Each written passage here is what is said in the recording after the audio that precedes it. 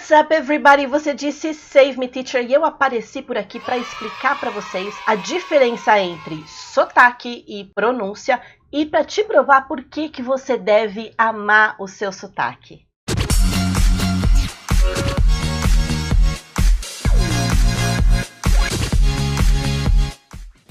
Bom, tudo começou com esse post aqui que eu fiz, ame seu sotaque, dê o que falar, e muita gente estava confundindo a diferença entre sotaque e pronúncia, por isso que eu resolvi fazer esse vídeo. A gente vai começar falando sobre a pronúncia. Eu vou falar aqui para vocês o básico do básico do básico que a linguística explica. Pronúncia eu vou chamar de o aspecto mais físico de como os sons saem da sua boca. Teacher, aspecto mais físico? Como assim? Então, por exemplo, quando você fala um fonema X, sair da sua boca, como por exemplo um dos sons do TH, think, thought, essa é uma delas. Ou então tem o outro som do TH que vibra, sim, ele vibra. Se a gente falar irmão em inglês, brother,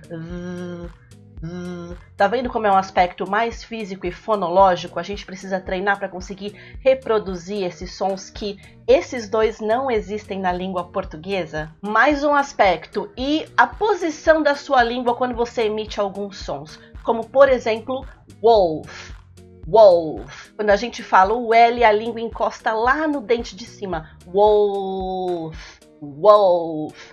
Que é uma coisa que dá para ser treinada. E até no português tem os sons nasais, como por exemplo, maçã, que são muito difíceis para estrangeiros, porque eles precisam treinar muito até esse som sair. Mais sobre pronúncia, como é que esses sons se encontram na palavra, por exemplo, mundo em inglês? World. Como é que eu saio do pro world, world. De tanto treinar, ela sai. E como essas palavras são ditas? Qual é o stress da palavra? Independence, não é independence. Independency é independence. Além disso, como essas palavras se encontram numa frase? Então, por exemplo, I bought this for you. I bought this for you. A palavra for, isolada e sozinha, é for. Quando ela está no meio de uma frase, ela vai ser muito mais fraquinha e vai parecer com um fur. I bought this for you. I bought this for you. I bought this for you. E ainda tem as entonações. Então, uma pergunta como Where did you go? Where did you go? A gente percebe que o where é bem forte. O go também tem o seu stress. Mas lá no meio eles quase desaparecem. Where did you go?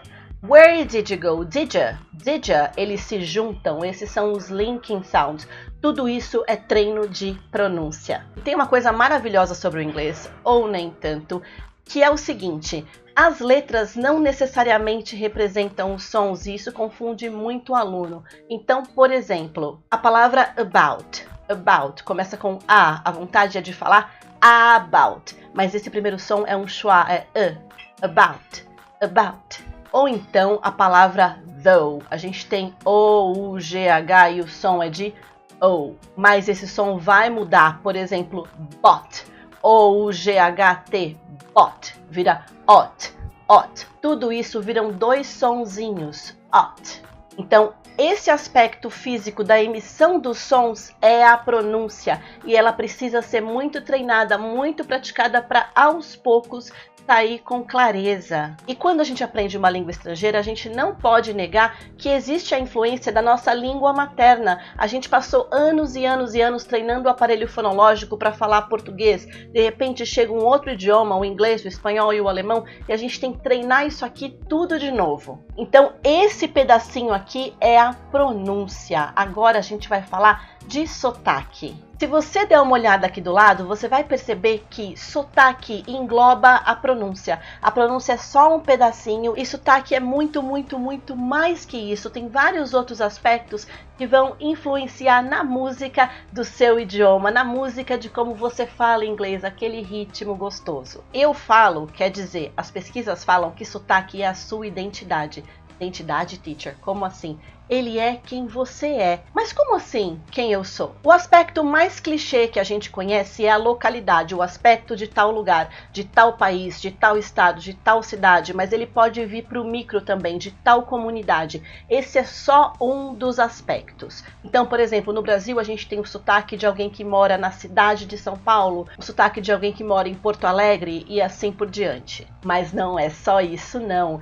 O segundo aspecto é a história. Teacher, o que a história tem a ver com isso? A história do seu país, a história da sua família, teve imigração? Quais foram as misturas que aconteceram para você chegar aqui? Tudo isso impacta em como você soa. Um outro ponto muito deixado de lado, mas muito importante, é a classe social. As oportunidades que você teve, o que você conseguiu fazer, quem é a sua comunidade naquela classe social.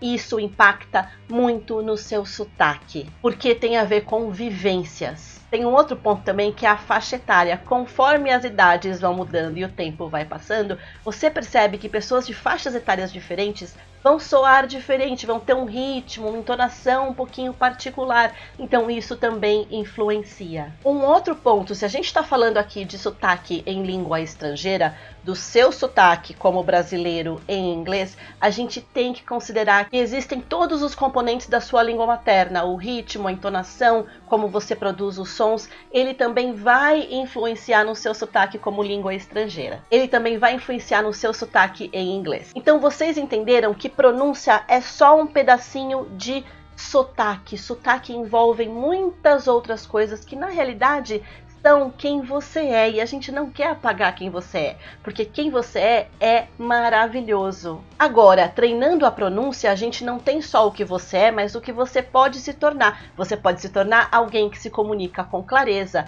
alguém que entende muitas pessoas falando inglês de diversas origens, com diversas histórias, diversas faixas etárias. Quando a gente aprende um idioma, a ideia não é se restringir. A ideia é a gente poder abraçar a maior quantidade de diversidade. Então, se a pessoa ficar lá treinando só uma variante do inglês, o inglês americano, blá, blá, blá, blá, blá, chega um momento na vida em que ela tem uma oportunidade. Eu tive um aluno que ele passou por 3 indianos falando inglês em etapas de entrevista de emprego.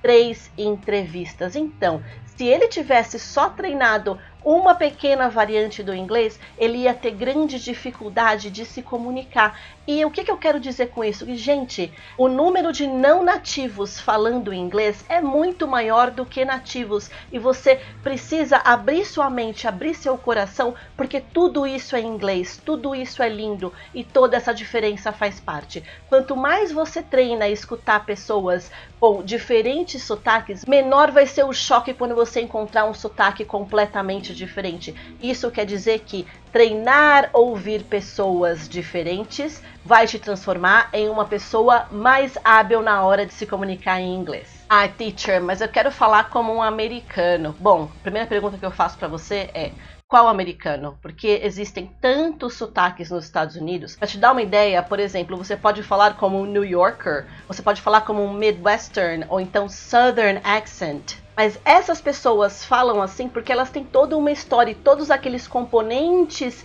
do sotaque que fizeram ela chegar aqui e reproduzir os sons dessa forma. Elas são quem elas são. Você não precisa se apagar. Você pode ser quem você é e ter um inglês fantástico com um sotaque maravilhoso, um sotaque brasileiro, porque você é bilíngue. Você não fala uma língua só. Você fala mais de uma, ou está aprendendo mais de uma, ou é poliglota. Você tem que ter muito orgulho disso e não tentar ser uma outra pessoa. E outra perguntinha pra você: por que sotaque americano? Por que sotaque britânico? Por que não jamaicano, sul-africano, australiano? Da onde vem essa escolha? Ficam essas perguntas para você pensar por que você está escolhendo isso, se é que você está escolhendo mesmo. Então, a minha última mensagem é: por que você não enfoca a fluência, o falar claro, o se expressar, o entender as pessoas e o ser entendido? Você sabia que o mundo está cheio de pessoas bem-sucedidas que abraçaram o seu sotaque estrangeiro?